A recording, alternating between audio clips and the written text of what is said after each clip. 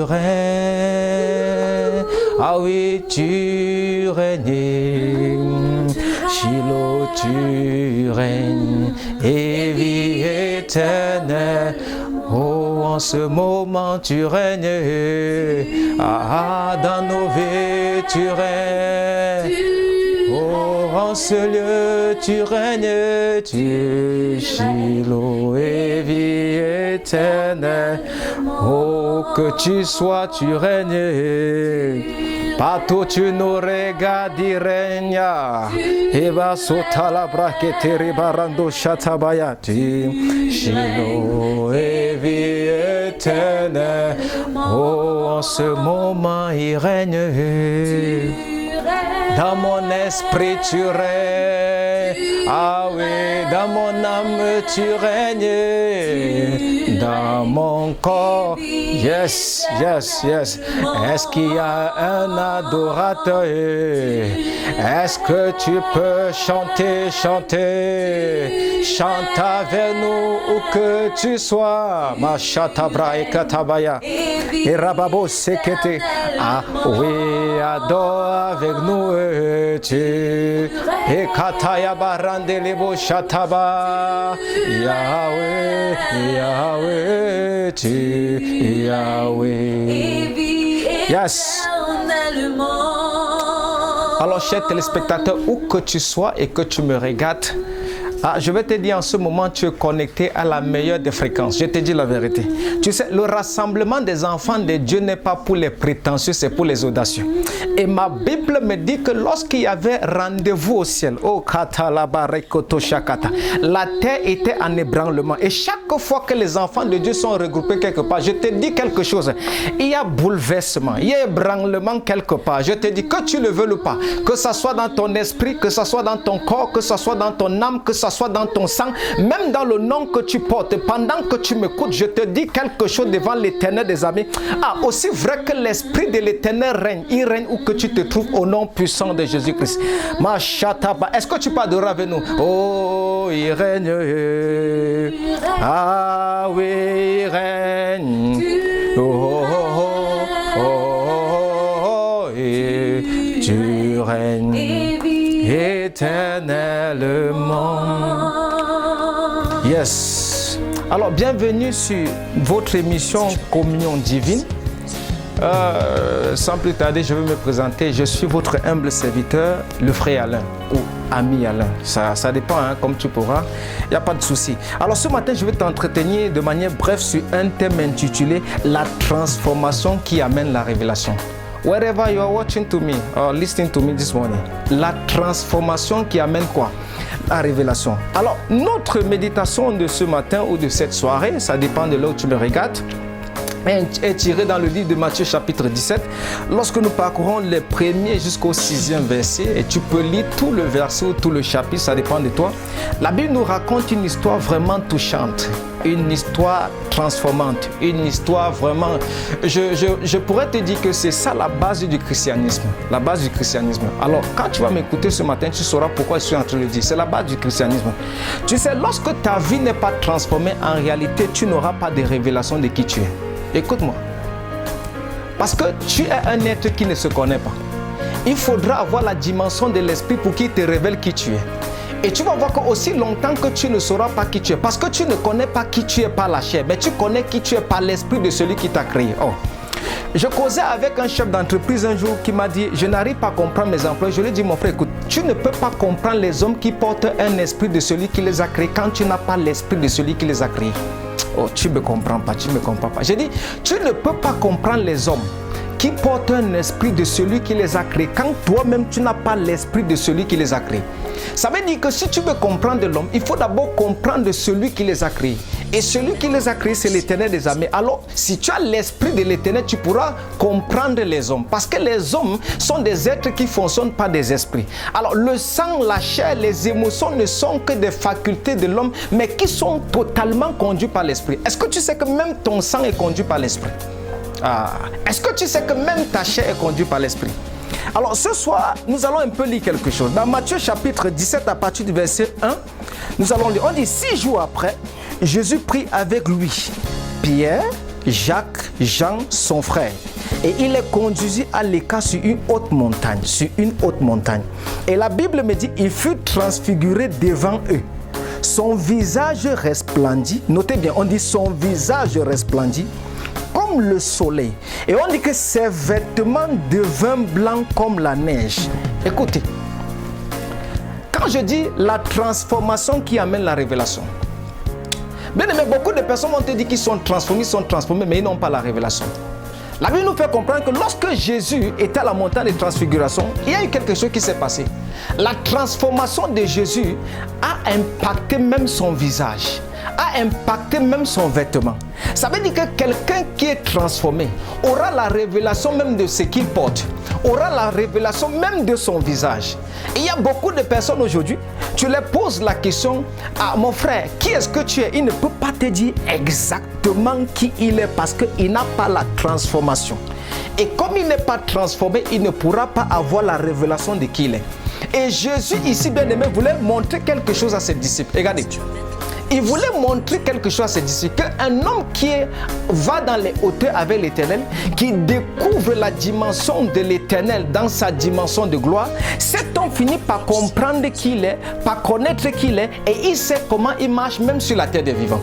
C'est pour ça que chaque fois que Jésus sortait de la présence de l'Éternel, quand il revenait au milieu des hommes, il savait qui il était. C'est pour ça qu'il pouvait dire, tel mon Père est, tel je suis. C'est pour ça qu'il pouvait dire, je fais ce que je vois mon Père faire. C'est pour ça qu'il pouvait utiliser des langages que les pharisiens ne comprenaient pas. Pourquoi? Parce qu'il était transformé. Alors, il voulait montrer à ses disciples qu'il y a une dimension de transfiguration qui t'amène à avoir accès à la divinité. Bien aimé, si Jésus n'avait pas amené ses disciples dans cette dimension, les disciples auraient toujours la peine à connaître ou à comprendre Jésus-Christ. C'est pour ça que toi qui m'écoutes, où que tu sois, il y a des personnes dans ta vie que lorsque tu les introduis, parce qu'ils n'ont pas la transformation de leur propre vie, ils ne sauront t'interpréter. Puisque les gens t'interprètent à la dimension de la connaissance qu'ils ont de toi. En fait, les gens t'interprètent à la dimension de la connaissance qu'ils ont d'eux-mêmes. Tu vois, c'est pour ça que j'ai dit aux gens que si tu n'as pas l'Esprit de Dieu, comment est-ce que tu peux interpréter un homme qui porte l'Esprit de Dieu? C'est impossible pour toi, bien-aimé. Je te dis, c'est quasi impossible. Parce que la Bible dit dans Jean chapitre 3, verset 8 que ceux qui sont conduits par l'Esprit de Dieu sont fils de Dieu. Pourquoi? La Bible dit que parce que quand tu es fils de Dieu, tu souffles où tu veux. On ne sait d'où tu viens ni où tu vas. Tu es comme le vent.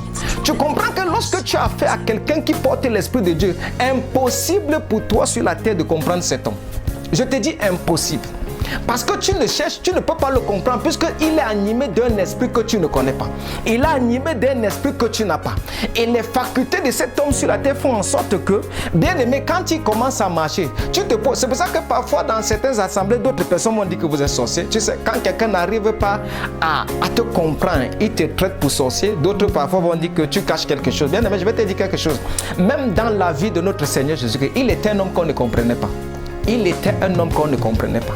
Parce que dès que l'Esprit de l'Éternel repose sur toi, tu deviens à l'instant un homme qu'on ne va pas comprendre. N'oblige pas les gens à te comprendre dans la dimension de la chair.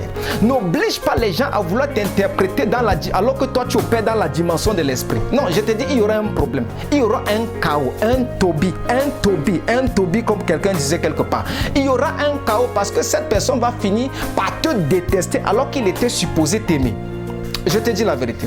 Alors bien aimé, la transformation ici, c'est quelque chose de vital. Je te dis, même quand tu as donné ta vie à Jésus-Christ, pour ceux qui donnent leur vie à Jésus-Christ, bien j'aurai le temps d'expliquer ça.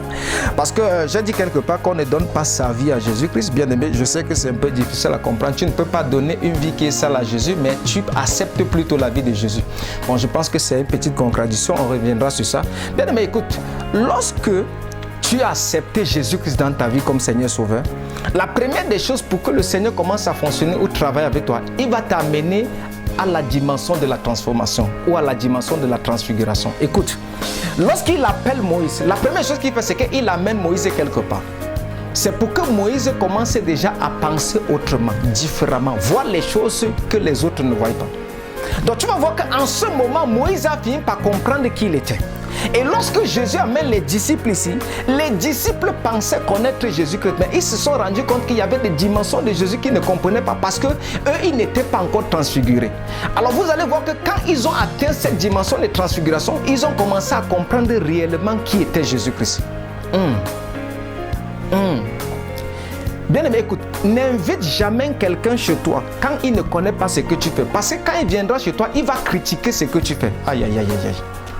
Et il va critiquer ce que tu fais parce que justement, il n'est pas dans la dimension de comprendre ce que tu comprends.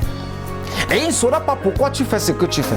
Alors Jésus voulait amener ses disciples à comprendre qu'il y a des choses que vous pouvez critiquer de moi, mais parce que vous ne comprenez pas ça.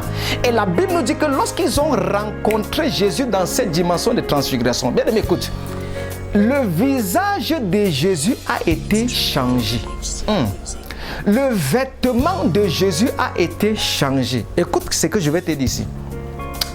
Bien, mais quand tu entres dans ta dimension de transfiguration ou de transformation, regarde, autour de toi, je vais te dire quelque chose de très vrai devant l'Éternel. Tu ne peux pas me dire que tu as rencontré Jésus-Christ et en toi, on ne voit pas encore la transformation. Et les chrétiens pensent qu'on est transformé seulement quand on parle en langue, roko, shite, brendu, bragata.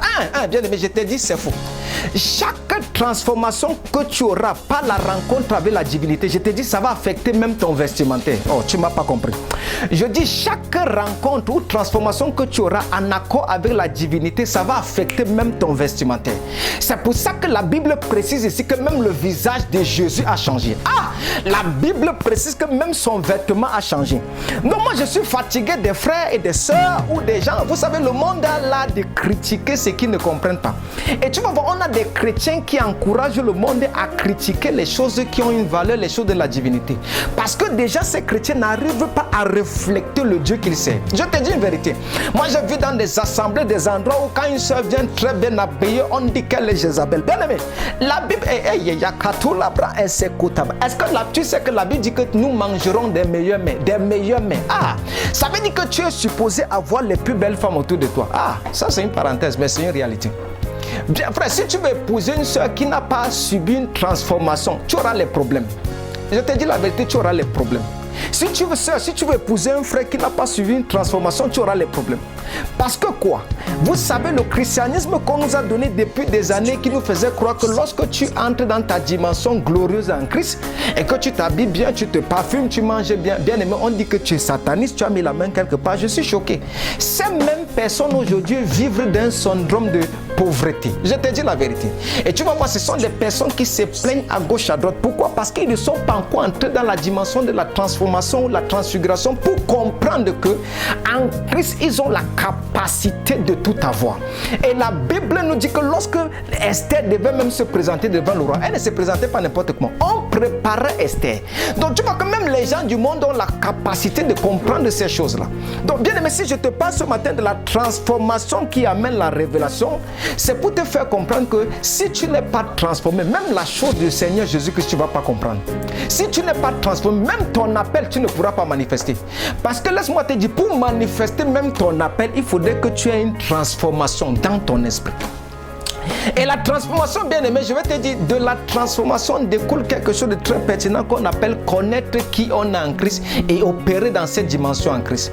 Et il y a beaucoup de gens, parce qu'ils ne se connaissent pas et qui n'ont pas la révélation de qui ils sont, ils passent le temps à copier ce que les autres font. Il y a même des prédicateurs qui copient des messages. Et il y a même des femmes qui copient comment la femme du pasteur s'habille. Parce qu'elle n'est pas transformée pour comprendre la morphologie qu'elle est et comment est-ce qu'elle doit s'habiller. Oh, tu ne me comprends pas. Il y a même des pasteurs qui copient même les fidèles. Il s'habille comme son fidèle. Pourtant, il n'a pas la morphologie de son fidèle. Écoute, tout simplement parce que quand tu n'es pas transformé, tu as un problème de révélation. Et quand la révélation te manque, bien aimé, la Bible dit que mon peuple périt par faute de connaissance. Regarde, quand la révélation te manque, bien aimé, tu cours dans les ténèbres et tu te fatigues dans les ténèbres. À la fin, le Seigneur va te dire, mon frère, je ne te connais pas. Tu vas te poser les questions. Pourquoi? Parce que Dieu ne te connaît pas parce qu'il t'a envoyé sur la terre. Dieu te connaît parce que tu es entré dans la dimension de ton appel. Je vais dire quelque chose à quelqu'un. Bien aimé, Dieu te connaît parce que tu es entré dans la dimension de ton appel. C'est quand tu es dans ton appel que Dieu te connaît. Je vais te dire ça. C'est quand tu es dans ton appel que Dieu te connaît. Mais tant que tu n'es pas dans ton appel, Dieu ne va pas te connaître. Et pour être dans ton appel, il faudrait que tu aies une rencontre avec l'éternité. Et quand tu as la rencontre avec l'éternité te révèle justement ce pourquoi tu es sur la terre. Et c'est pour ça que Jésus pouvait dire dans le livre de Ésaïe aussi, oui, je pense, Ésaïe 61, il dit, l'Esprit du Seigneur est sur moi. Il m'a oint pour faire ceci. Regarde, c'est parce qu'il avait déjà eu la rencontre avec Dieu pour connaître exactement ce pourquoi il l'a envoyé sur la terre. Et sur ce fait bien aimé, par l'Esprit de l'Éternel sur lui, il a commencé à opérer dans sa dimension de Christ. Aïe! Je précise qu'il a commencé à opérer dans sa dimension de Christ. Parce que s'il n'avait pas la révélation de qui il est, il devait opérer comme Élie. Il devait opérer comme Moïse. Regarde, c'est pour ça que pendant la montagne de transfiguration, Dieu a refusé aux disciples qui accompagnaient de Jésus d'écouter les prophètes, d'écouter Moïse et d'écouter Élie. Parce qu'il devait se retrouver en train de revivre la vie de Moïse. Il y a des chrétiens aujourd'hui, ils prient pour ressembler à Moïse. J'étais quelque part, je disais, bien aimé, ne prie jamais pour vouloir être comme Élie. Ah, c'est un péché. Je te dis quelque chose de vrai devant l'Éternel, c'est un péché. Parce que la Bible précise que tu es appelé sur la terre à ressembler Christ. On n'a pas dit que tu es appelé à ressembler Moïse. On n'a pas dit que tu es appelé à ressembler à l'apôtre Paul. Non, c'est un problème. Parce que quand tu vas te mixer pour vouloir ressembler à l'apôtre Paul, tu finiras par ne pas comprendre qui tu es. Et tu vas te battre à vouloir faire ce que l'apôtre Paul faisait. Pourtant, tu n'as pas les capacités à Yaba. Tu n'as pas les capacités de faire ce que l'apôtre Paul faisait. Mais quand tu découvres qui tu es, ce à quoi tu es appelé, bien aimé, tu te mets facilement, d'une façon énervante, déconcertante dans ta voie de ta destinée. Alléluia. Donc, bien aimé, je t'appelle ce jour, je ne sais pas, mais je t'appelle ce jour, je t'interpelle en te disant que dans la transformation, on dit transformation, dans la transformation, tu sais, chez nous, dans le monde où nous sommes, quand on parle de transformer quelque chose, parfois ça passe par le fait qu'on écrase la chose. Donc, dans la transformation, tu seras écrasé. Pourquoi est-ce que tu seras écrasé dans la transformation? Parce que tu seras écrasé tout simplement pour ressortir ce qu'il faut en toi pour donner à ta génération. Alléluia. À ta génération. Et ma Bible me dit que lorsque les disciples descendaient de la montagne de la transfiguration, ce qu'ils ont vu, Jésus a dit, hâtez-vous de garder cela. Ne dites pas cela aux autres. Parce que bien aimé, chaque fois que tu opères dans la dimension de la transformation et que tu as la révélation, les hommes se poseront toujours la question, qui est cet homme? Qui est cet homme? Et la Bible nous dit que chaque fois que Jésus revenait, il priait pour les disciples. Les disciples posaient la question à Jésus, mais comment ceci se fait? Comment est-ce que tu as la capacité de faire ceci? Et ma Bible me dit qu'un jour Jésus a dit, ce genre de démon ne sort que par le jeûne et quoi? Et la prière. Mais Jésus était à la montagne de transfiguration presque tous les temps de sa vie, tous les jours de sa vie. Et il avait la capacité de percer dans le règne de l'esprit des choses qui facilitaient sur la terre la vocation de son appel. Il savait que dans mon appel, il faut que je prenne le temps pour jeûner et prier. Et ça donnait une autre image de Jésus. Et ça fait que Jésus devenait un sujet d'étonnement pour les hommes. Alors chaque fois que tu as la transformation, tu es dans la dimension de transformation et qu'elle ajoute une révélation à ta vie, tu deviens un sujet d'étonnement. Je te dis, un sujet d'étonnement. Un sujet d'étonnement. Alors, je voulais juste introduire ça parce que je suis sûr que prochainement, nous aurons des moments un peu très forts, mais je voulais te faire comprendre quelque chose de très particulier ce matin. La transformation qui amène la révélation. Bien-aimé, enfant de Dieu, fils de Dieu, serviteur de Dieu, où que tu m'écoutes, je vais te dire quelque chose. Lorsque tu acceptes Jésus-Christ dans ta vie comme Seigneur et Sauveur, la seconde des choses que tu dois faire à l'instant T, c'est de chercher d'être transformé. Et tu ne pourras le faire que par la rencontre avec les Écritures. Et c'est des Écritures que l'Esprit de Dieu pourra te saisir, t'amener au désert pour te révéler enfin qui tu es, afin de marcher dans la voie de ta révélation. Donc je t'interpelle ce matin. Et pour cela, je vais te poser juste une question comme ça qui pourra passer. C'est juste une façon pour moi de voir si tu es un adepte des Écritures ou alors si tu aimes les Écritures. La question que je te pose ce matin, c'est est-ce que tu peux me donner en réalité les noms des personnes qui ont été à la montagne de transfiguration avec Jésus-Christ? Les noms, juste les noms, juste les noms. Je sais qu'il y a des grands lecteurs de la parole de Dieu, mais juste les noms. Est-ce que je peux avoir juste les noms? Alors pour cela, je vais te proposer trois réponses où tu pourras faire un choix. petit A ou à la première réponse ou bien numéro 1, ça dépend de toi. On a André, on a Philippe, on a Simon. Donc tu peux choisir si tu sais que ça fait partie, ils font partie. Alors comme petit D ou petit B, nous avons Jude, nous avons Thomas, nous avons Judas. Donc ça dépend de toi, tu peux aussi choisir. Et comme petit C, nous avons Pierre, nous avons Jean et nous avons Jacques. Donc ça dépend aussi de toi. Alors bien aimé, tu peux nous envoyer comme ça ta réponse via cette chaîne de télé où tu nous regardes. Et puis laisse-moi te dire que nous allons te confirmer si tu as trouvé la bonne réponse, et d'ici peu nous allons continuer ensemble s'il plaît à Dieu. Alors pour cela, où que tu te trouves, je te prie de te lever, nous allons un peu prier. Manto libra asekutabaya radosh ketebranda kadibrosh kelebrada. Wherever you are watching me, je m'excuse pour mes amis anglophones, wherever you are watching me, just stand, let us pray, let us pray, let us pray. Liko shetebre kabarodo kadida branda laba. O sekitaka. Father, I pray for every viewers, wherever they are connected. Masuta labrakatala. Ozikete prunte ke shatabada. May the spirit of this world begin to take control over anyone who is watching me now.